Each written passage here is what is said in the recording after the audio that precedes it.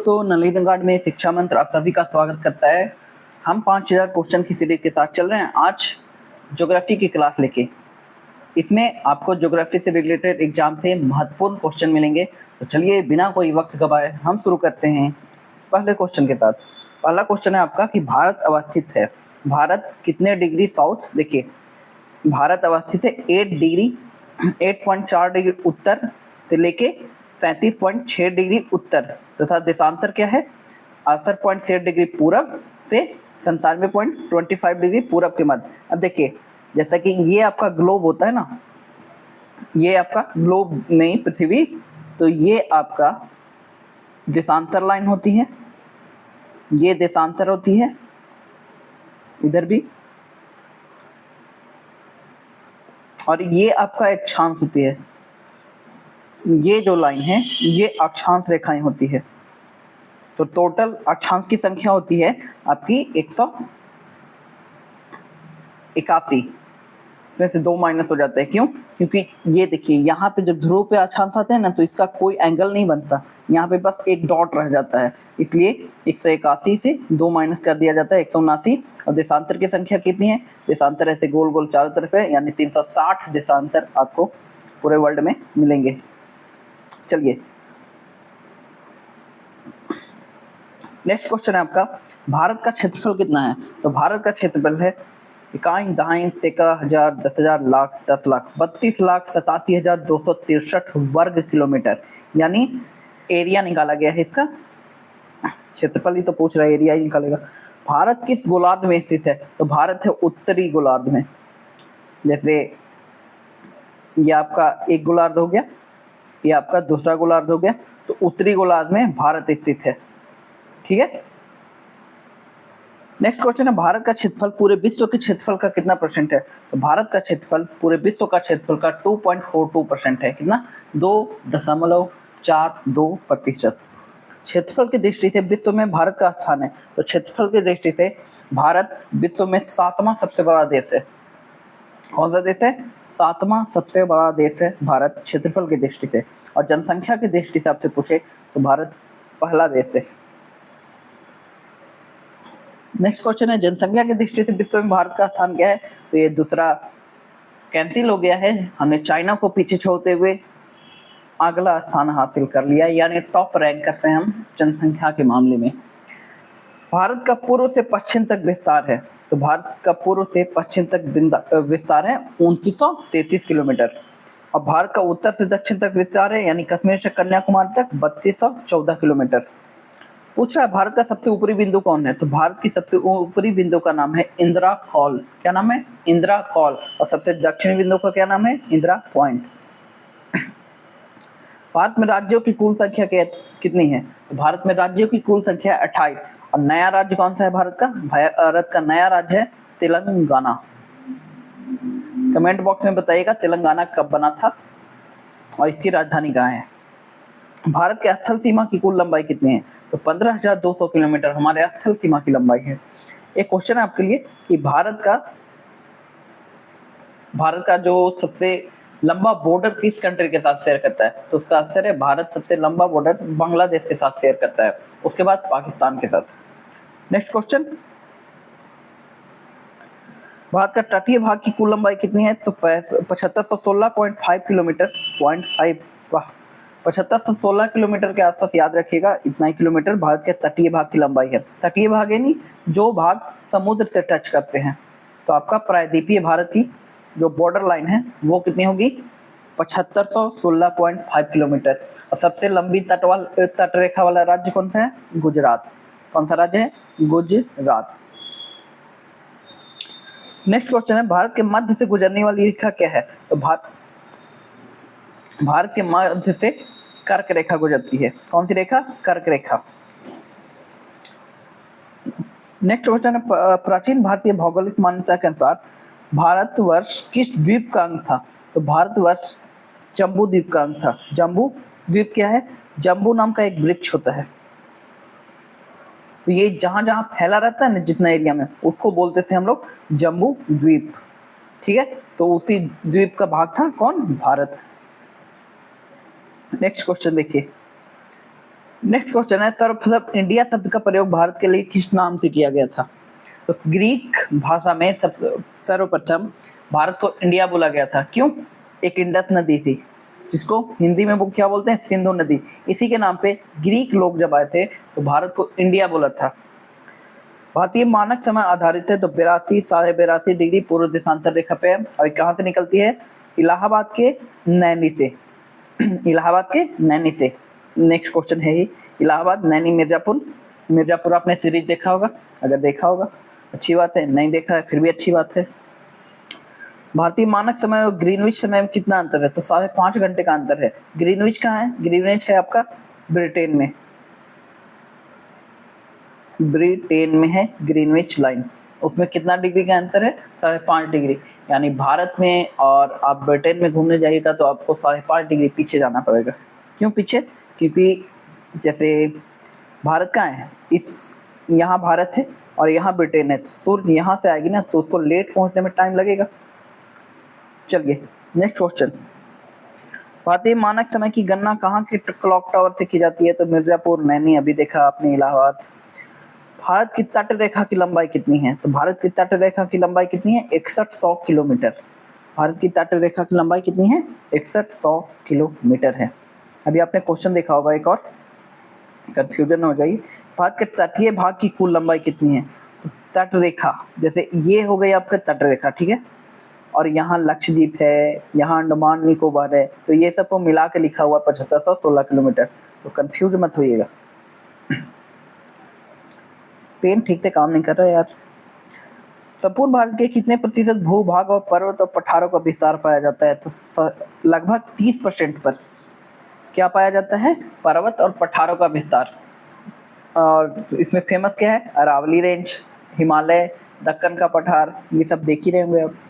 संपूर्ण भारत के कितने प्रतिशत भूभाग पर पठार को विस्तार पाया गया है?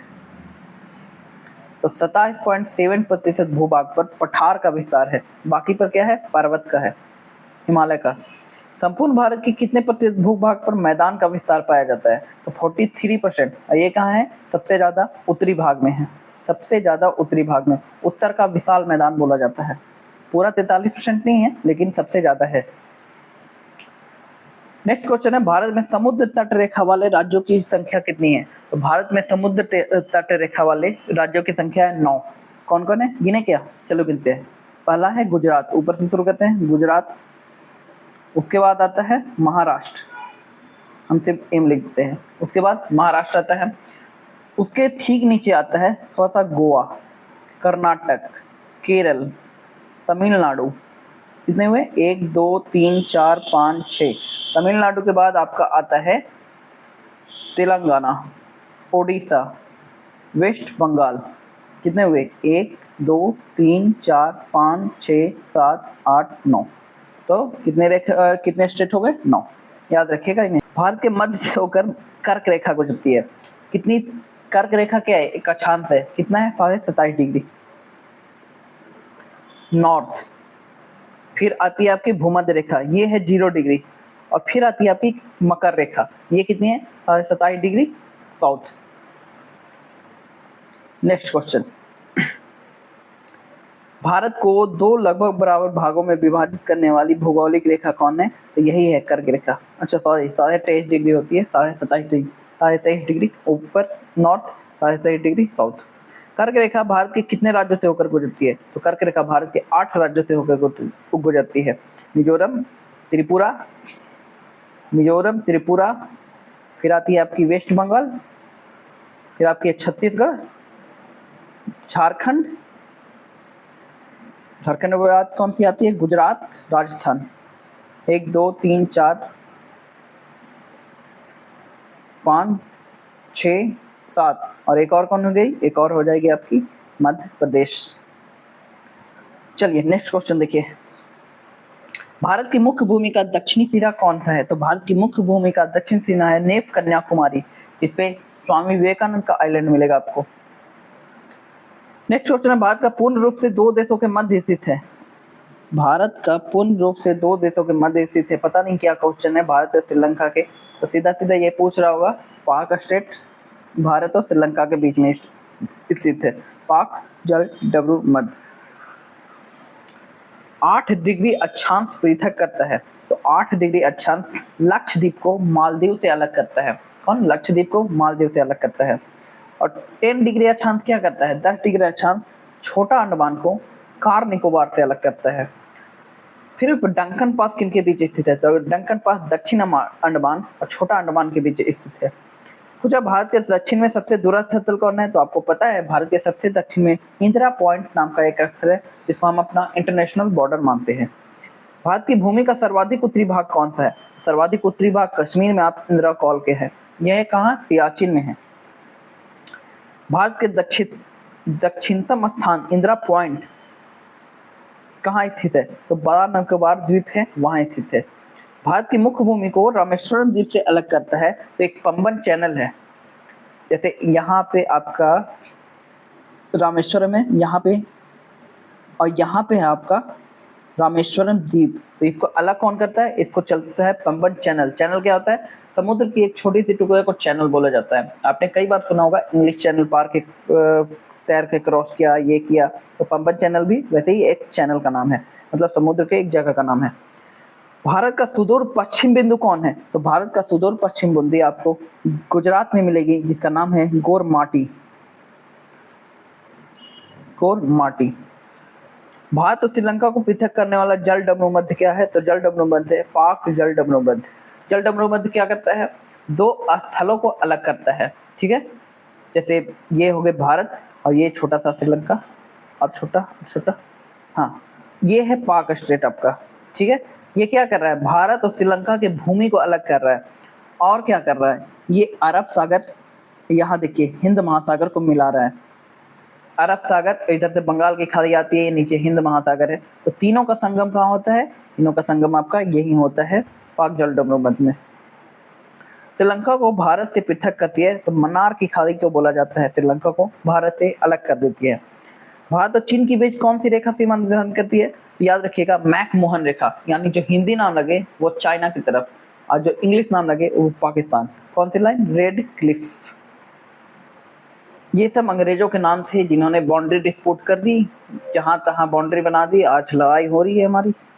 मैक-मोहन रेखा भारत के किस प्रदेश की उत्तरी सीमा पर खींची गई है? तो अरुणाचल प्रदेश के उत्तरी सीमा पर खींची गई है।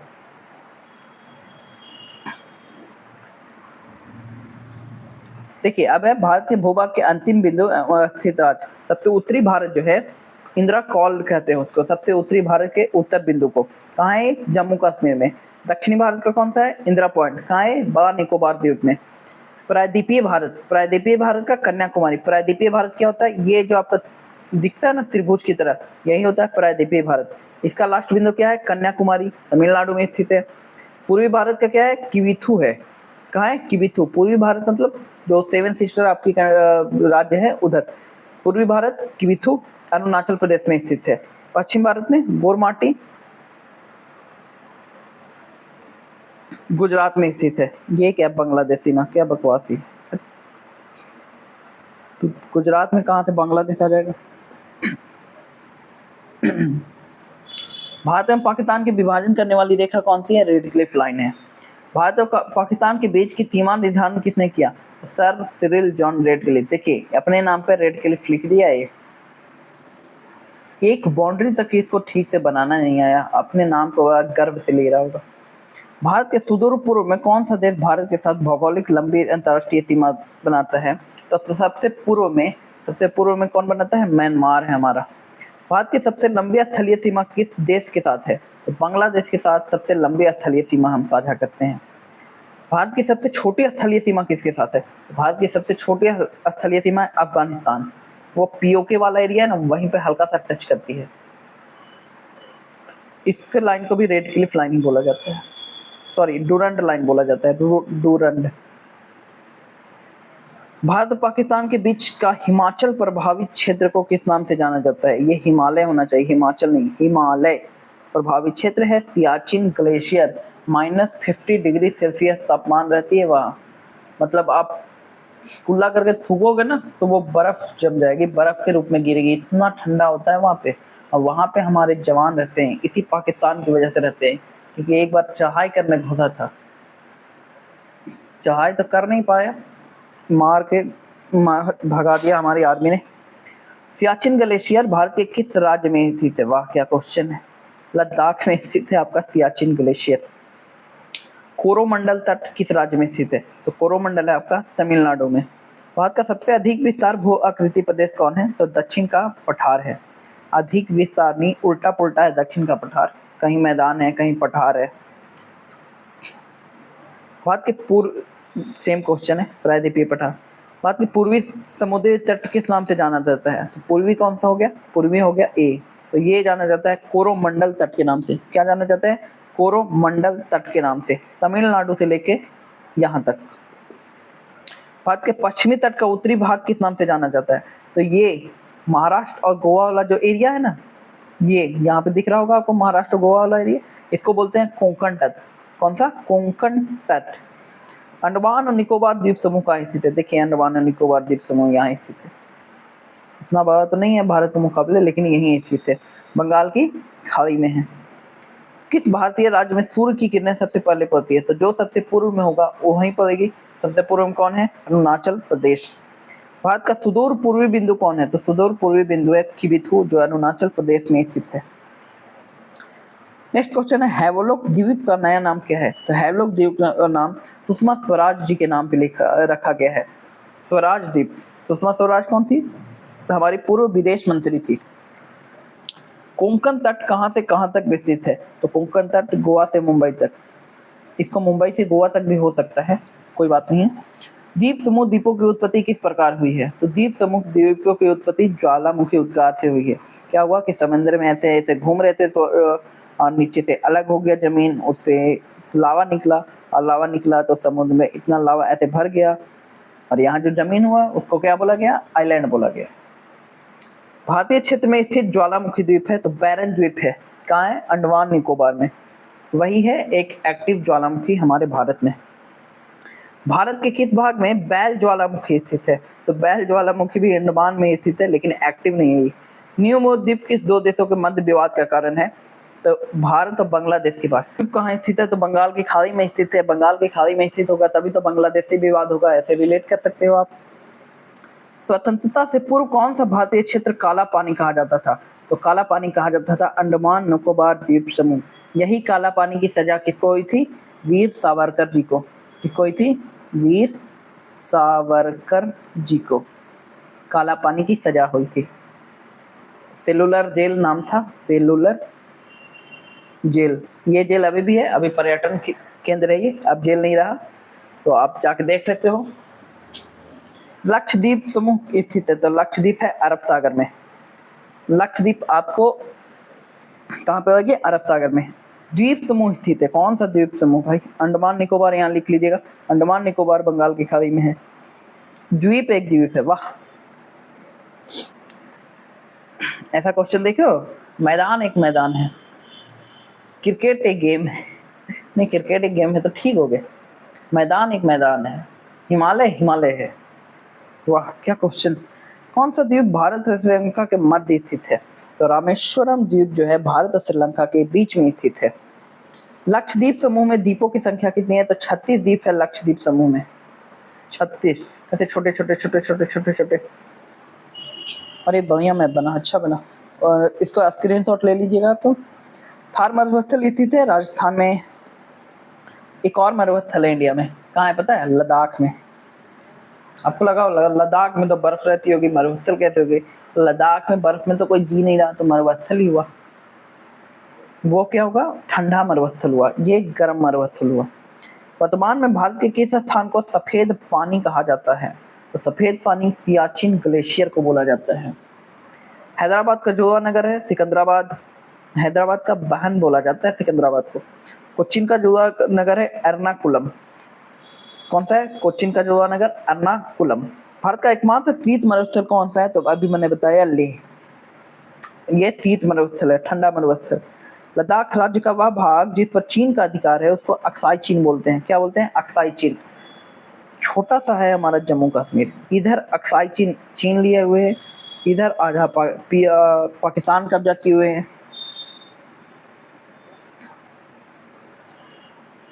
ओह माय गॉड, हमारा क्वेश्चन समाप्त हो गया।